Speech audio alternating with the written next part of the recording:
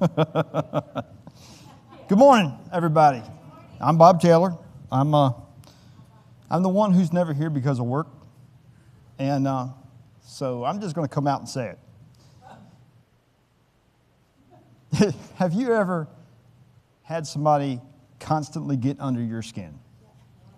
I mean, we can all deal with that, right? So someone who just really grinds your gears, that's the one I like to use. Sarah's been telling me I've been stressing out at work, and I don't buy that. I think she's wrong. I'm getting older. That's why my cholesterol and all my triglycerides and all that's out of whack. I proved her wrong.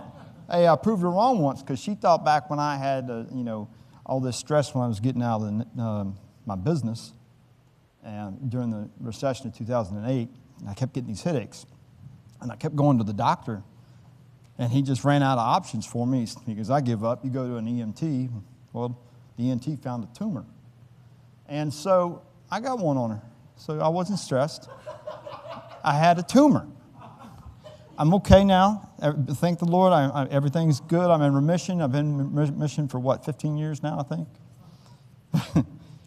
Anyway, she's noticing that I come home sometimes kind of grouchy, and I'm always talking about this one guy, and he just gets on my nerves. And it seems like he's poking at him all the time. He drives me up the wall. He bursts my bubble. He gets my goat. And I started giving up on the analogies. But he's a thorn in my side. I'm the supervisor of a maintenance department in the production area. And as some of you know, that the production people don't always get along with maintenance. And it's like a giant blame game. And I don't want to work that way. I want to work with them to get the stuff resolved. Well, this one guy, he always tries to belittle me and my guys. His own guys don't even like him. That's how bad this guy is. It's one of the things where, I'll give you an example. He'll walk over, the machine's running great. We make corrugated, and it's basically boxes. You know, you got 3 pieces of paper with the flute in it, and so that thing's running at 1,000 feet a minute, and he walks over, and he's looking around, and he punches a button, and the whole machine just stops. Everybody's looking around, what happened? And they ask him what he did, and he'll sit there and he'll lie to them. Well, I didn't do nothing. And then he'll do this. He'll just walk away. Like he didn't even touch the thing. That drives me up the wall. In the meetings, we have production meetings every morning. And he'll say something like, well, it's been going off and on like this. This problem has been persisting for 8 months. Okay, well, let me take a look at it. Well, it broke 8 months ago, and it just broke again today. But it's not been persisting for all those 8 months. It broke here, it broke here. And it's stuff like that, and he looks right at me. It just drives me nuts. So when I told Sarah that I was going to speak today, and I had a couple different ideas because I love Proverbs, and I heard something about Proverbs, and I was telling her, I came home like 2 days later, and I just start going off on this guy. She goes, you need to talk about love your enemies. Because I do feel like he's an enemy. Because I take my job seriously. I'm pretty sure you guys do too, but it's like every time he's attacking me personally and my guys. Now, I shouldn't, but I do take it personally. This time she was right. I've been so focused on this one guy as an enemy, and it's taken away from joy with her time, or with our time together. And that's the true enemy in action. We know that this guy is being used by Satan to get me angry. So let's go to, all right, so I'm going to talk about love your enemies, what Jesus talked about. It's in Matthew and it's in Luke. Both are recounting the Sermon on the Mount. And I'll just read briefly Matthew 5:43 to 48. You have heard that it was said, love your neighbors and hate your enemy. But I tell you, love your enemies and pray for those who persecute you. that you may be children of your Father in heaven. He causes the sun to rise on the evil and the good. He sends the rain on the righteous and the injustice. 46, if you love those who love you, what reward will you get? Are not even tax collectors doing that? And if you greet your own people, what are you doing more than others? Do not even pagans do that? Be perfect, therefore, as your heavenly Father is perfect. Well, I'm going to tell you one thing. I am far from perfect. Most of you know, I was in the Navy. There's a reason they say cuss like a sailor. Now, it's been a long time, and I've gotten rid of a lot of it. But when you go through boot camp being called B.S. Taylor, that was my real initials, and I got heck over that, because you know what B.S. stands for. At the first time I heard my name said, it was Taylor B.S. What the? You got to be kidding me. And then from then on, I was Airman Recruit Bobby S. or B.S. Taylor. When they called everybody else by their last name, they put that B.S. in there. So when I get really mad today, to this day, I sometimes retract going back to those sentence enhancers, or what I would like to call colorful adjectives. Now, when I'm stressed, when I slip back in those colorful adjective talking, she stops me, and I'm like, okay, you're right. Forgive me, God, because it's just the sinner in me wants to do that. Now, this guy, I feel like he's personal attacking me or my guys on a daily basis. On top of the stress of job, this guy is ruffling my feathers basically all the time. But it's my own fault for letting it get to me. I'll let it get built up in my head for Sarah Beth and coming home and dumping it all on Sarah Beth instead of going to the way that Christ said to handle it. Now, to clarify an enemy, I titled this sermon, Love Your Enemies. To clarify an enemy, it's not like we're going to war with them. George Patton once said, may God have mercy upon my enemies, because I sure won't. We're not those people, all right? So get that out of your mind. There are times when we are sinned against that's physical abuse, theft, something else that does require authorities. But I'm talking like those relationships, those working relationships that you have with people, those friendships that sometimes go kind of sideways. These people we'll never see eye to eye with them. Or maybe they mistreat us. But Jesus explains how to react to those who do us wrong, and that is what I feel that Jesus wants me to share with you guys today. Now, this teaching is in Matthew 5, but I found it easier to break down in sections in Luke's account of it. Go to Luke 6, 27 through 36.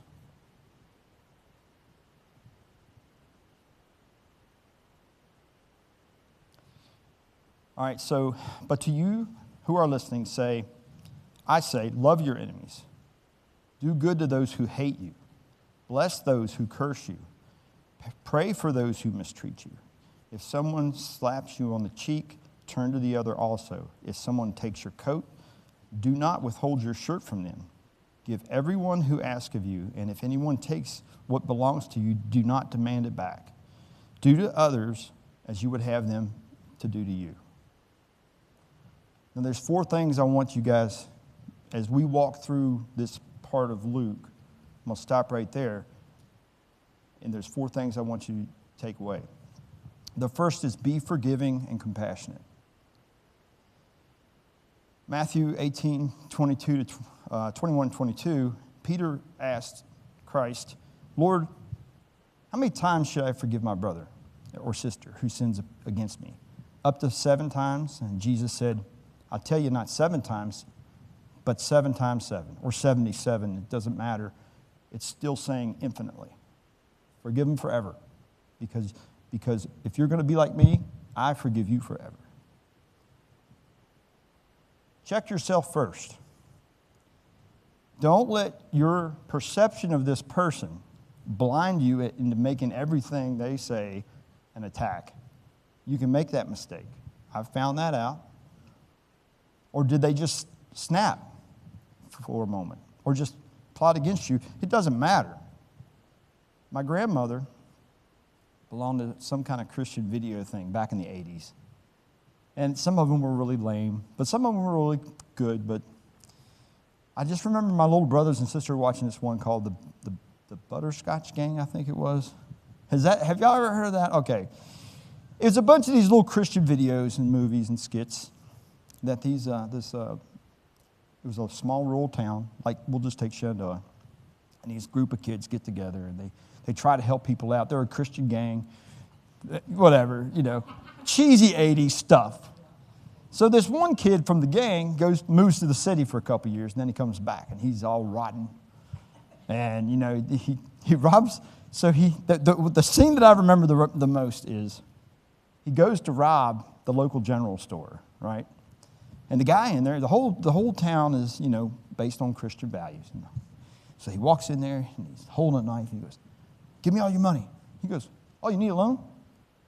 This is the guy, the shopkeeper. He goes, "Oh, you need a loan?" He goes, "No, I'm robbing it from you." No, if you need money, I'll loan it to you. Here you go. Pulls out the cash register, and he goes, "Do you not understand what I'm doing?" And the guy's like, "No, you're taking a loan." And then he got mad and ran out. Because that guy got it. He's like, "You know what? If he needs it more than me, here you go." That's how you shut an enemy. At least that thing's still good. That's how you shut down an enemy. Is you be really good to him, really nice. Back to Luke. If you love those who love you, what credit is that to you? This is 32. Even sinners love those who love them. And if you do good to those who are good to you, what credit is that to you? Even sinners do that. Number 2, what I would suggest us trying to do, I'm going to try to do these things. I'm telling you, I want y'all with me. Get out of your own circle. Get out of your own circle. One of the biggest problems in the world today is anyone can show love to compassion to those we know, but do you do it to others? We can see it's getting out of hand, really. It's gone because I don't like you. This is how it's gone. It's gone, I don't like you because of this, to I literally hate you because of you think this. And that's just because we're all in our own little circle. We're not listening to the other side. We're not listening, and they're not listening to us. It's actually, if you think about it, it's actually the opposite of what Christ wants us to do, because we're going back into our own little tribes instead of, loving everybody. That's the way the enemy is. The internet does that perfect. When you go to Facebook, I don't like Facebook anymore. I actually like the little video feeds I get on Facebook about random stuff. I don't even look at my friends anymore because some of them just drive you nuts. You'll see one that says, "I can't believe this person kicked me off because I believe this way." And then the next thing is, "Well, if you agree with this, then just unfriend me now." Okay. I'm not getting into it. I just want to see my friends, and anyway. But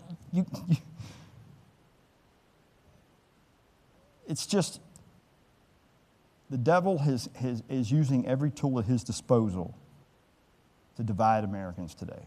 To divide the world today. The whole world is supposed to be the church. Christ sent everybody out to reach the ends of the earth, not just, "Oh, you go here and make your own little group, and you go here and make your own little group." Going back to Luke 34, "And if you lend to those from whom you expect repayment, what credit is that to you? Even sinners lend to sinners, expecting repayment in full, but love your enemies and do good to them and lend to them without expecting to get anything back." Number 3 is give without expecting anything. Because if you expect something back, half the time you'll be disappointed. I personally experienced this with one of my aunts, who's kind of like not not close to us, and she lives in Maryland. She now lives in Luray, but she had a son get killed in a bicycle accident, and he basically was going down too fast, pouring down rain. He had his hood over and didn't see a car coming, and he just went right out on the road. So when they all came home for the funeral, and I hadn't seen his little brother for years, and he brought a bunch of his friends, but I thought I was kind of crazy because they just treated it, I don't know, like a weekend off or just a funeral. So I didn't think much of that, again. But when he was driving back up there, I got a phone call. And he had broke down somewhere, like in the middle of nowhere, and wanted to know if I could, he blew a tire. The spare was flat. I wanted to know if I could call a tow truck. What? And pay for it. I'm like, man, where are you at? So out of the kindness, he's family. And this was, 20 years ago probably. Sarah was all pretty not agreeing with it, but I used a credit card, paid this guy over the phone, fully knowing he was never going to pay me back. I'm not saying that to brag, but that's the kind of love that you should have for someone else. His mother actually eventually paid me about half of it back, but I didn't even expect that. So, and the last part, out of Luke, this is a continuation of 35. Then your reward will be great, and you will be children of the Most High, because He is kind to the ungrateful and the wicked, merciful. Be merciful just as your Father is merciful. So the fourth one is give grace and mercy. There's a quote from Tim Alberta. There's a funny thing about loving your enemies. Once you love them, they cease to be your enemy. Sarah tells me about, I don't have a poker face unless I'm playing poker. I know I made about 5 funny faces up here today because I messed up something. I hit the wrong note, didn't hear the change, or whatever. Every time I do that, you watch me, I'll make a face. Now I'm going to be paranoid you guys are watching me all the time while I'm playing up here. But I have no poker face. So I know if I'm talking to somebody and I'm angry with them, it's showing in my face. So she can tell when I have a headache. It's written all over my face. I'm sure I don't realize, but I'm doing it. But when you scowl at someone, they've got to see it. They've got to see it.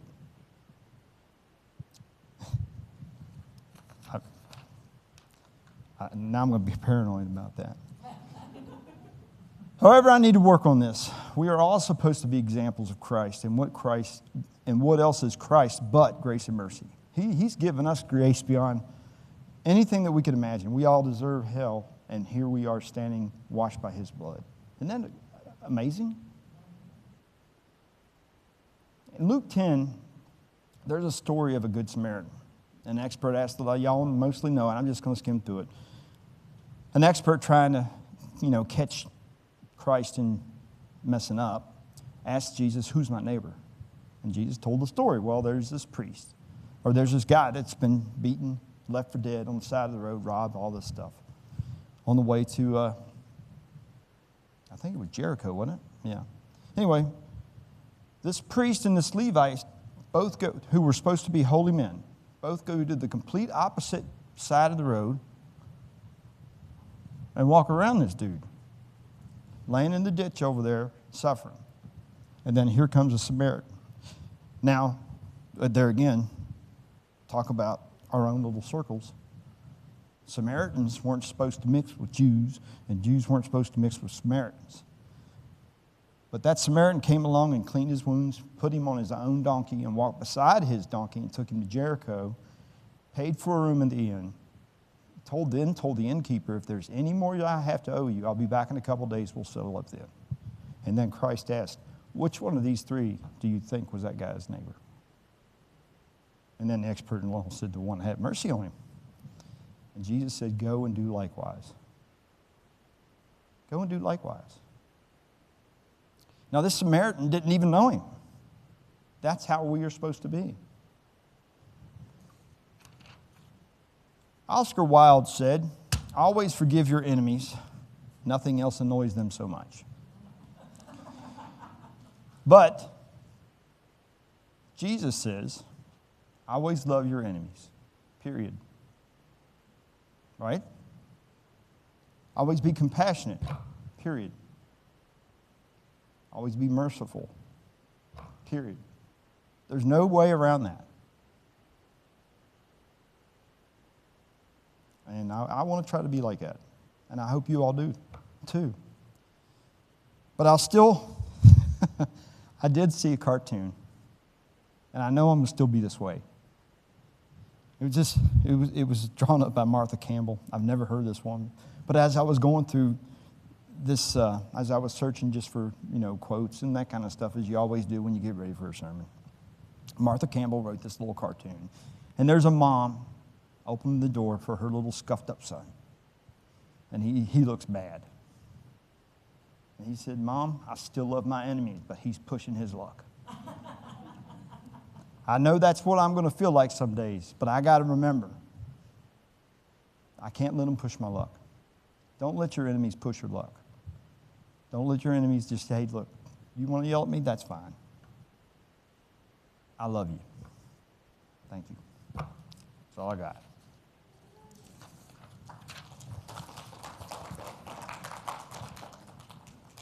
I didn't deserve that. Yeah, come on up, guys. I'm sorry.